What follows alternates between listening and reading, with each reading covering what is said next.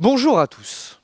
Rappelez-vous, dans l'épisode précédent, l'acoustique avait pour passion la science du son, c'est-à-dire comment le son va se propager. On va retrouver l'acoustique dans la vie de tous les jours. Par exemple, lorsque vous allez fermer votre portière de voiture, cela va émettre un bruit. Autre exemple, lorsque vous allez ouvrir votre rouge à lèvres, cela va émettre un autre bruit. Ces bruits vont pouvoir être mesurés grâce à l'acoustique. D'autre part, l'acoustique a une propriété très intéressante, car l'onde va se propager à très grande vitesse. D'un autre côté, nous avons la diode électrique. La diode électrique a un comportement un peu spécial, car l'onde électrique va passer dans un sens, mais ne va pas pouvoir passer dans l'autre sens.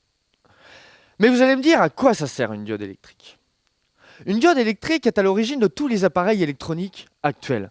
Par exemple, si vous faites de la guitare, dans votre ampli, il y a des diodes électriques.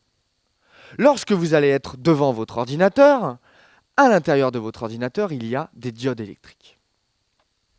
Dans cet épisode, je vais vous raconter comment, tel un Cupidon, je vais forcer cette rencontre entre l'acoustique et la diode électrique. N'ayant pas trouvé d'arc dans mon laboratoire, je suis remonté dans mon bureau et j'ai commencé par écrire quelques équations afin de savoir quel matériau utiliser.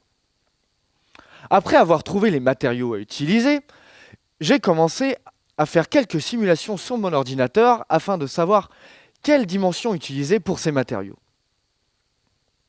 Une fois que j'avais trouvé quelle dimension utiliser, j'ai commencé à faire quelques expériences afin de savoir si cela fonctionnait réellement.